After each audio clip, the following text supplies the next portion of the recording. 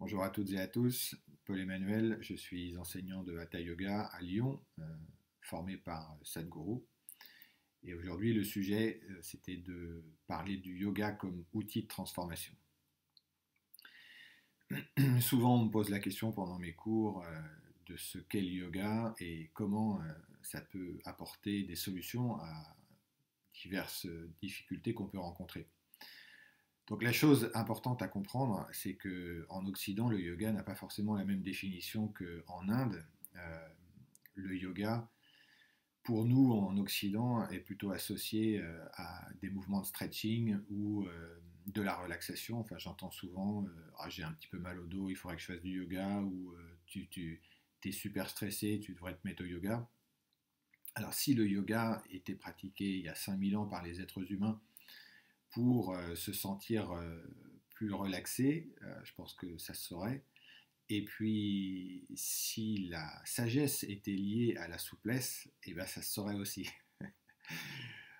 Non, en fait, je crois vraiment qu'il y a une interprétation qui s'est euh, faussée avec le temps. Le yoga tel qu'il était pratiqué il y a 5000 ans n'avait qu'un seul objectif, c'était de faire l'expérience de sa véritable nature, c'est-à-dire de répondre à la question qui suis-je en tant qu'être et non pas en tant que personnalité, donc moi ou peu importe Pierre-Paul Jacques, que l'on peut voir plutôt avec des séances avec Freud. Mais le yoga en tant qu'outil de transformation n'a pas grand-chose à voir avec le stretching et avec la relaxation. Ce sont, on va dire, éventuellement des conséquences naturelles de la pratique du yoga, mais en aucun cas un objectif. Donc il y a 5000 ans, les êtres humains ne revenaient pas chez eux en disant bon chérie, ce soir je vais aller faire un petit peu de yoga, je me sens un petit peu en manque d'énergie. Non, non, c'était pratiqué avec une profondeur absolue. Imaginez il y a 5000 ans dans quelle société les gens vivaient. Et il faut aussi prendre conscience que si ça a été transmis de génération en génération pour venir jusqu'à nous, c'est que ça a une importance beaucoup plus importante qu'on ne peut l'imaginer. Qu'est-ce qui a traversé les âges depuis des millénaires? Il y a l'agriculture, la médecine, certainement d'autres choses, mais en tout cas, ce sont des choses essentielles. Essentielles pour soit la survie, soit pour le développement des êtres humains. Et donc la définition du yoga, telle qu'elle a été proposée par Patanjali il y a 2500 ans, donc ça a été écrit dans les Yoga Sutras, c'est que si vous faites l'expérience de tout ce qui existe comme une partie de vous-même, on dit que vous êtes en yoga. Donc le yoga, c'est pas quelque chose que l'on fait, c'est pas un exercice physique, c'est une expérience. Et c'est une expérience qui est totalement impossible à décrire et à raconter. Donc les êtres humains qui avaient fait l'expérience de cela, de leur véritable nature, n'ont pas essayé de raconter euh, cette expérience. Alors il y a eu des mots qui ont été utilisés, l'illumination, le nirvana, mais ils ont pas essayé plus que ça. Surtout, ce qu'ils ont essayé de faire, c'est qu'ils ont essayé de créer des systèmes qui permettaient aux autres êtres humains de faire cette expérience-là. Sur le chemin qui mène à l'expérience du yoga, il y a de nombreux bénéfices et on va dire que les bénéfices les plus recherchés par nous occidentaux, c'est le bien-être physique et le bien-être mental, peut-être parce que on a confondu le bien-être avec le confort. C'est-à-dire qu'aujourd'hui, le canapé est la symbolique de la réussite ou du confort. Si voilà, j'ai une augmentation de salaire, je vais acheter un nouveau canapé un petit peu plus confortable, un petit peu plus design. Et ce sera exactement la même chose pour la voiture aussi. Il faut qu'elle soit plus confortable, qu'elle soit plus sécurisante. Donc on est plus dans le confort que réellement dans le bien-être. Et la définition du bien-être, elle est très simple. Être bien, mais quand? En toutes circonstances. C'est-à-dire que si je suis dans mon canapé, je suis bien, mais si je suis sans mon canapé assis par terre, je devrais être bien de la même façon. Si j'ai faim, je devrais me sentir bien, comme aussi bien que si j'avais mangé. Donc c'est-à-dire que les circonstances extérieures de la vie ne devraient pas influer sur qui je suis en réalité. Ça nécessite que je devienne maître de moi-même. Alors maître de moi-même, la maîtrise de soi, c'est pas le contrôle, c'est-à-dire que si j'ai une pulsion ou une compulsion, par exemple la faim ou l'envie d'aller fumer une cigarette, c'est pas de résister et d'être plus fort que la compulsion. La maîtrise, c'est faire en sorte que ces compulsions et ces pulsions ne se manifestent pas, puisque ce sont des manifestations inconscientes. L'objectif, un des objectifs, sinon l'objectif principal du yoga, ça va être de faire passer l'inconscient au conscient. C'est un petit peu, pour prendre un exemple que j'aime bien prendre pendant mes cours, c'est vous êtes dans une forêt, forêt donc plongée dans le noir la nuit, et vous avez une ampoule de 20 watts sur le front. Donc imaginez dans quelle situation vous êtes. Avec 20 watts sur le front, vous voyez au mieux vos pieds. Donc tout ce qui est autour de vous est plongé dans l'obscurité. Donc la situation intérieure, c'est que vous êtes dans l'angoisse, vous êtes dans la peur, vous ne savez pas quel genre de décision vous pouvez prendre. Est-ce que vous allez à gauche, est-ce que vous allez à droite? Et donc c'est surtout cette attitude intérieure que l'on retrouve dans la vie des êtres humains aujourd'hui, c'est que par manque de clarté intérieure, ils ne savent pas vraiment comment vivre, quel genre de décision ils vont prendre. Quand on leur pose la question qu'est-ce que vous avez envie de faire dans la vie pour faire l'expérience au mieux de ce qu'est la vie, je ne sais pas, je voudrais peut-être faire ceci, mais en fait ça manque de clarté. Et si demain vous étiez dans cette forêt noire et que vous aviez 20 watts et qu'on vous remplaçait cette ampoule par 100 watts, imaginez, vous voyez maintenant à 10 mètres autour de vous. Donc à gauche, vous pouvez voir qu'il y a un obstacle, devant, ça a l'air d'être clair, à droite, il y a une mare d'eau, donc vous n'avez peut-être pas forcément, vous ne connaissez pas la profondeur, mais en tout cas, vous commencez à avoir une perception plus juste et plus accrue de votre environnement. Et si vous passez d'une ampoule de 100 watts à une ampoule de 1000 watts, alors imaginez là, vous voyez genre à 100 mètres, aussi bien derrière d'ailleurs que devant, que sur les côtés. Et là, l'image, c'est de se dire que si on peut voir aussi derrière de façon claire, c'est qu'on a une vision, une perception juste de qui nous sommes en termes d'historique, de passé. Et la plupart des souffrances viennent de ce regard qui n'est pas juste de ce que nous avons vécu. On vit beaucoup dans notre mental, dans le passé, j'aurais dû faire ceci, si j'avais pas fait ça, si ma belle-mère m'avait pas fait cette réflexion. Enfin, on est toujours dans une relation avec le passé. Donc avec cette ampoule de 1000 watts, ma perception, elle est beaucoup plus juste. Et donc, à partir de ce moment-là, mon attitude intérieure dans ma vie est complètement différente. C'est-à-dire que la peur et l'angoisse disparaissent puisque je vois. Et c'est rigolo comme on utilise parfois l'expression aussi, vous savez, quand on comprend quelque chose, on dit « Ah oui, d'accord, ok, je vois ». Et c'est bien la traduction que le mental est le véritable outil de perception et non pas les deux yeux, l'outil visuel.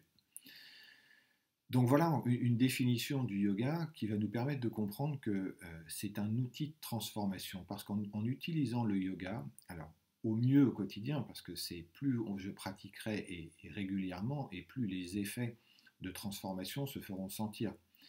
Alors je peux utiliser plein de sortes de yoga. Moi aujourd'hui je voulais simplement vous parler du Hatha Yoga, ou du yoga en général, mais pratiqué en Occident. On va utiliser le corps et le mental pour améliorer cette perception et pour améliorer l'énergie qui est en nous. De 20 watts à 1000 watts, c'est juste une question d'intensité, c'est juste une question d'énergie.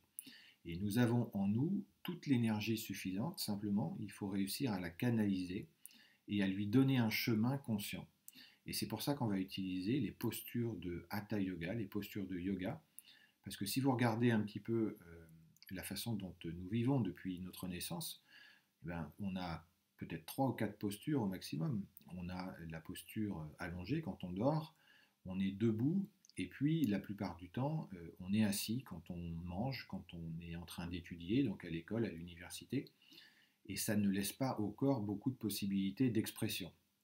Même si vous faites du tennis ou vous faites n'importe quel sport, vous courez derrière un ballon, ça ne crée pas énormément de postures différentes. Si vous faites du Hatha Yoga, vous allez consciemment prendre certaines postures qui sont designées, qui ont été créées il y a plus de 5000 ans, pour simplement faire circuler les énergies d'une certaine façon et déclencher des passages de flux d'énergie qui permettent d'élever la perception et d'élever la conscience. Si on regarde depuis, quand le réveil sonne le matin, de tout ce que l'on fait physiquement, mentalement et toutes les expériences émotionnelles que l'on a, on se rend compte que la plupart, 99% sont en réalité inconscientes.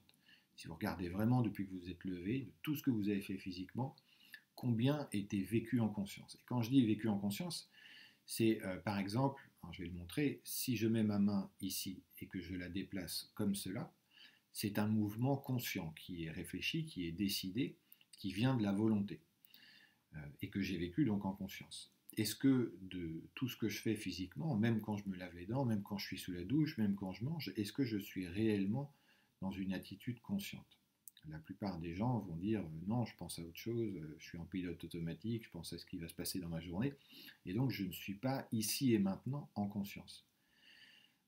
L'idée du yoga, ça va être d'utiliser une fenêtre de temps, alors 10 minutes par jour au début, puis 15, et puis 30, et puis 1 heure, et jusqu'au jour où on est à l'aise avec 1 heure, 1 heure et demie, et que l'on peut inclure 2 heures ou plus de yoga. Et cette fenêtre va nous permettre d'être totalement impliqués dans notre conscience au travers de gestes ou d'attitudes mentales. Ça peut être aussi des exercices de respiration. Enfin, vraiment, la liste est longue, qui vont nous permettre d'apprendre à maîtriser le corps, le mental et les émotions, et même les énergies, de façon à ce que, de la même façon que je fais un geste conscient, je suis capable de choisir les pensées, c'est-à-dire l'activité mentale qui est en moi, et par conséquent les émotions. Et si demain matin vous aviez la possibilité de choisir, quand vous vous réveillez, quelle émotion vous souhaitez faire l'expérience, vous avez devant vous toutes les émotions possibles et imaginables, laquelle choisiriez-vous? À cette question, la plupart des gens répondent la joie. Si ce n'est pas la joie, ça va être la paix, enfin, en tout cas quelque chose de très agréable. Et les yogis sont des êtres humains qui ont simplement appris, alors ils ont été très impliqués, mais ça nous surprend pas que des sportifs de haut niveau comme Teddy Riner ou peu importe, Sébastien Loeb en voiture passent toute leur vie, toute leur journée, toute leur énergie à maîtriser leur activité. Mais quand on parle d'êtres humains qui ont passé leur vie entière et toute leur journée à méditer ou à faire du yoga, on trouve ça un petit peu étonnant. Mais en tout cas, ces êtres humains-là se retrouvent avec une véritable maîtrise d'eux-mêmes. Et quand je parle de maîtrise, c'est encore une fois pas le contrôle. Un pilote de Formule 1 maîtrise son véhicule et de ce fait, il peut l'envoyer au maximum de ses capacités et atteindre des performances magiques. Celui qui contrôle sa voiture, il est surtout avec les 2 pieds sur le frein, ce qui n'a rien à voir avec la maîtrise. Donc la maîtrise de soi, c'est d'abord la connaissance de soi, bien évidemment, d'un point de vue physique, d'un point de vue mental et émotionnel, et encore une fois aussi énergétique, mais c'est une autre paire de manches. Avec ces pratiques, avec cette implication, se développe plus de conscience, plus de maîtrise et plus de clarté. Avec tout ça, vous avez la possibilité de devenir la meilleure version de vous-même, et c'est bien ce que l'on souhaite à tous les êtres humains, c'est qu'avant notre dernier souffle, nous ayons la possibilité de faire l'expérience de notre véritable nature, de qui nous sommes dans notre meilleure version. Alors c'est très intéressant pour nous, mais c'est aussi très intéressant pour les autres. Je pense souvent à des personnes qui me disent que quand ils rentrent chez eux, c'est pas forcément l'harmonie avec les enfants, avec le mari, la femme, enfin avec l'environnement proche. C'est un grand enseignement du yoga, c'est de prendre conscience que nous sommes responsables de qui nous sommes. Et donc c'est par le fait que nous nous présentons aux autres d'une certaine façon que les autres sont aussi le reflet de qui nous sommes. Et donc si ça se passe pas bien à la maison, si ça se passe pas bien au travail, si ça se passe pas bien de façon générale, c'est la question qu'il faut se poser, c'est peut-être est-ce que je suis arrivé à me présenter de la meilleure façon possible, plutôt que de se dire je pense que je ne suis pas bien ou ma vie va mal parce que ma belle-mère, parce que mon patron, parce que ceci, parce que cela.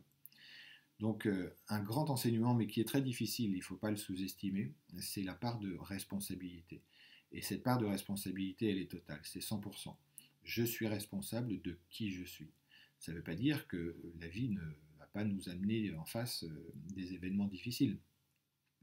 Mais quoi que la vie m'envoie, me présente, euh, je dois être capable de réagir, enfin surtout de répondre de façon à transformer l'événement qui est devant moi à ma convenance, à mon avantage, et non pas le transformer en souffrance, c'est-à-dire un peu avoir l'esprit de victime. Donc je voulais vous parler de ça parce que je pense qu'il est important d'effacer définitivement euh, cette impression que la plupart des Occidentaux ont que le yoga est une activité relaxante ou qui permettrait de se sentir un petit peu mieux dans son corps.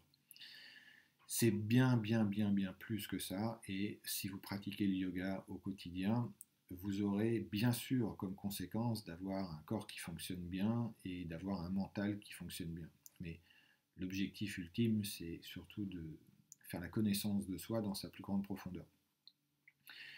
Donc merci et je vous dis à bientôt pour une prochaine vidéo. Bonne journée.